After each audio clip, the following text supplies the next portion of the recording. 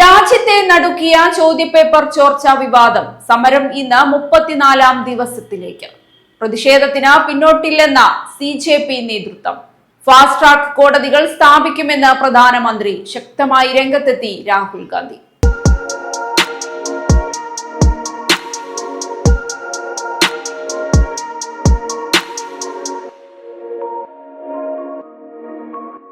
ഡൽഹിയിലെ ജന്തർ മന്ദറിൽ തുടരുന്ന CJP സമരത്തിന് ഒടുവിലൊന്നും അവസാനമുണ്ടാകില്ലെന്ന് തീർച്ചയായി.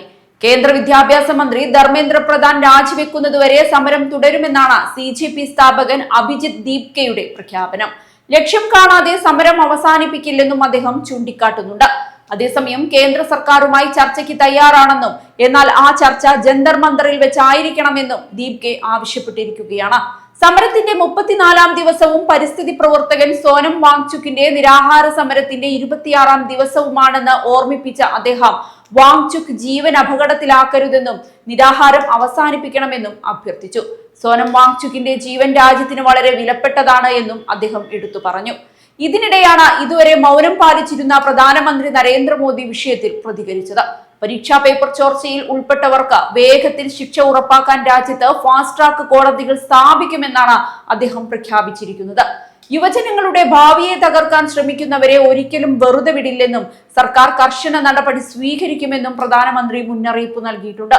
ഫാസ്റ്റ് ട്രാക്ക് കോടതികൾ രൂപീകരിക്കുന്നത് ചോദ്യപേപ്പർ ചോർച്ച എന്ന ഗുരുതര പ്രശ്നത്തെ നേരിടാൻ സർക്കാർ നടപ്പാക്കുന്ന വിപുലമായ നടപടികളുടെ ഭാഗമാണെന്നും അദ്ദേഹം വ്യക്തമാക്കി. യുവാക്കളുടെ ക്ഷേമവും ഭാവിയും സർക്കാരിന്റെ പരമപ്രധാന പരിഗണനയാണെന്നും പ്രധാനമന്ത്രി പറഞ്ഞു. എന്നാൽ പ്രധാനമന്ത്രിയുടെ പ്രഖ്യാപനത്തിനു പിന്നാലെ പ്രതിപക്ഷ നേതാവ് രാഹുൽ ഗാന്ധി രൂക്ഷ വിമർശനവുമായി രംഗത്തെത്തി. യുവാക്കളുടെ ഭാവിയെ ഏറ്റവും കൂടുതൽ ദോഷകരമായി ബാധിച്ചത് പ്രധാനമന്ത്രിയാണെന്ന് ആരോപിച്ച രാഹുൽ രാജ്യത്തിന്റെ വിദ്യാഭ്യാസ സംവിധാനത്തെ തകർക്കാൻ അവസരമൊരുക്കുകയും അതിന് ഉത്തരവാദികളായവരെ സംരക്ഷിക്കുകയും ചെയ്തുവെന്നുമാണ് സമൂഹ മാധ്യമത്തിലൂടെ പ്രതികരിച്ചത്. വിദ്യാർത്ഥികളുടെ ആവശ്യം വളരെ വ്യക്തമാണെന്നും കേന്ദ്ര വിദ്യാഭ്യാസ മന്ത്രി ധർമ്മേന്ദ്ര പ്രധാൻ രാജിവെച്ച് വിദ്യാർത്ഥികളോട് മാപ്പ് പറയണമെന്നും രാഹുൽ ആവശ്യപ്പെട്ടു. ചോദ്യപേപ്പർ ചോർച്ചയും വിവിധ നിയമന പരീക്ഷകളിലെ ക്രമക്കേടുകളും ചൂണ്ടിക്കാട്ടി ഡൽഹിയിൽ വിദ്യാർത്ഥികളുടെ പ്രതിഷേധം ദിവസേന ശക്തമാവുകയാണ്. സമരത്തിന് പ്രതിപക്ഷ പാർട്ടികൾ പരസ്യമായി പിന്തുണയും പ്രഖ്യാപിച്ചിട്ടുണ്ട്. പാർലമെന്റിലും ധർമ്മേന്ദ്ര പ്രധാന്റെ രാജി ആവശ്യപ്പെട്ട് പ്രതിപക്ഷം സമ്മർദ്ദം ശക്തമാക്കിയിരിക്കുകയാണ്.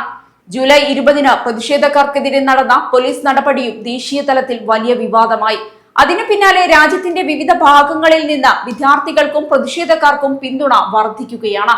കേരളത്തിലും പ്രതിഷേധത്തിന് ഐക്യദാർഢ്യം പ്രഖ്യാപിച്ച് വിവിധ കേന്ദ്രങ്ങളിൽ കൂട്ടായ്മകൾ സംഘടിപ്പിക്കപ്പെടുന്നുണ്ട്. സിനിമ, രാഷ്ട്രീയം, സാംസ്കാരിക മേഖലകളിലെ പ്രമുഖരും പ്രതിഷേധത്തിന് പിന്തുണയുമായി രംഗത്തെത്തിയിട്ടുണ്ട്.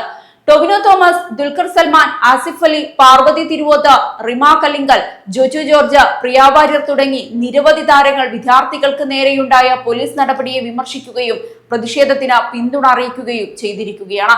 ഒരു വശത്ത് വിദ്യാർത്ഥികളുടെ പ്രതിഷേധം ശക്തമാകുമ്പോൾ മറുവശത്ത് സർക്കാർ നിയമ നടപടികൾ വേഗത്തിലാക്കുമെന്ന പ്രഖ്യാപനവുമായി രംഗത്തുണ്ട്.